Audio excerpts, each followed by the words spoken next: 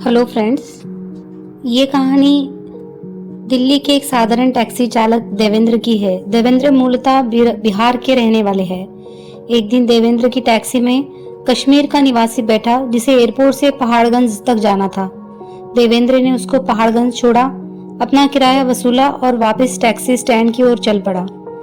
इसी बीच उसकी नजर गाड़ी में पड़े हुए एक बैग पर गई। बैग को देखकर देवेंद्र समझ गया कि यह उसकी सवारी का बैग है, जिसे कुछ समय पहले ही वो पहाड़गंज छोड़कर आया है। बैग को खोलकर देखा तो उसमें कुछ स्वर्ण आभूषण, एक एप्पल का लैपटॉप और एक कैमरा और कुछ नगद पैसे थे। सब कुछ मिलाकर लगभग 7 या 8 लाख का सामान था। एकदम देवेंद्र के आंखों के सामने अपनी टैक्सी के फाइनेंसर की तस्वीर आ गई। इतने आभूषण बेचकर तो उनकी टैक्सी का कर्ज आसानी से उतर सकता था। एकदम से प्रसन्न हो उठे। उसके मन में बैठा रावण जाग उठा। पराया माल अपना लगने लगा, परंतु जीवन की यही तो विडंबना है। मन में राम और रावण दोनों निवास करते हैं। कुछ ही दूर गया था कि मन में बैठे राम जाग उठे। देवेंद्र को लगा कि वह कैसा पाप करने जा रहा है। नैतिकता आड़े आ गई। बड़ी दुविधा थी।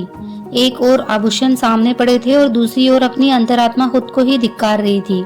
कुछ देर द्वंद चला, पर अंत में विजय राम की ही हुई। देवेंद्र पास के ही पुलिस स्टेशन गया और बैग ड्यूटी पर मौजूद थानेदार के हाथ में थमा दिया। अब थानेदार कभी बैग को में बड़े आभूषण देखता और कभी ड्राइवर का चेहरा देखता। थानेदार ने कहा कि तू अगर चाहता तो यह बैग लेकर भाग सकता था। देवेंद्र ने जवाब दिया, साहब हम गरीब है पर बेईमान नहीं। थानेदार भी निशब्द हो गया। उसे लगा कि ड्राइवर सच में गरीब तो है किंतु ईमानदार है। खैर, सवारी को उसका बैग सकुशल वापस मिल गया। देवेंद्र की ईमानदारी के इनाम के रूप में मालिक ने उसे कुछ रुपए देने की पेशकश की तो देवेंद्र ने साफ मना कर दिया। असली कथा आगे शुरू होती है। थानेदार ने देवेंद्र की ईमानदारी की गाथा एक मीडिया कर्मी के आगे सुना दी। मीडिया कर्मी भी थानेदार की तरफ प्रभावित हो गया। उसने इस ईमानदारी की खबर अखबार में छापने की ठान ली। वो देवेंद्र से मिला और उसका साक्षात्कार लेते हुए पूछा, अगर बैग में पड़े सामान की कीमत 8 लाख रुपए उसे मिल जाए तो वह क्या करेगा? देवेंद्र ने कहा कि पहले तो फाइनेंसर का कर्जा चुकाऊंगा और फिर अगर संभव हुआ तो एक टैक्सी खरीदेगा।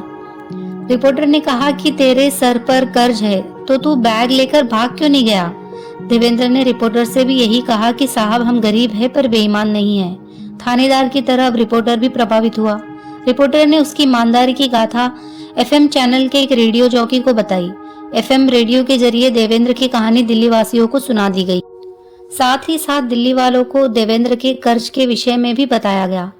इसी के साथ देवेंद्र का एक बैंक खाता नंबर भी दिया गया, जिसमें धनराशि डालकर वो ईमानदार देवेंद्र का कर्ज उतारने में उसकी मदद कर सकते थे। केवल 2 घंटे बाद ही, मात्र 120 मिनट में दिल्ली ने देवेंद्र के खाते में 91,751 रुपए डाल दिए और 8 लाख रुपए मिल गए मात्र 2 दिन में। सबने अपनी हैसियत के हिसाब से पैसा दिया। दिलवालों की दिल्ली ने देवेंद्र की ईमानदारी के उपहार में उसे ऋण मुक्त कर दिया। लाखों लोगों ने उसकी ईमानदारी को सराहा। देवेंद्र आज भी कहते हैं कि मन के रावण को राम पर हावी न होने देनी उनके जीवन की सबसे बड़ी जीत थी। अगर वो बैग लेकर भाग जाता तो कर्जा तो उतार लेता, पर खुद को कभी माफ न कर पाता। यह सच है, सिद्ध हो गया है कि मन में बैठा रावण आज की व्यवस्था में हावी है, परंतु मन में बैठे राम आज भी दशानन का वध करने में सक्षम है। अच्छाई और बुराई में आज भी धागे भर का फैसला है। इस ओर गए तो राम और उस ओर गए तो रावण। गरीब ड्राइवर देवेंद्र ने दिल की सुनी और दिमाग के तर्क को नकार दिया। अपने संस्कार से सिद्ध किया कि किसी और के परिश्रम से अर्जित धन को हड़पने से धन नहीं आता। ईमानदारी ही जीवन को सुखी और समृद्ध बना देती है।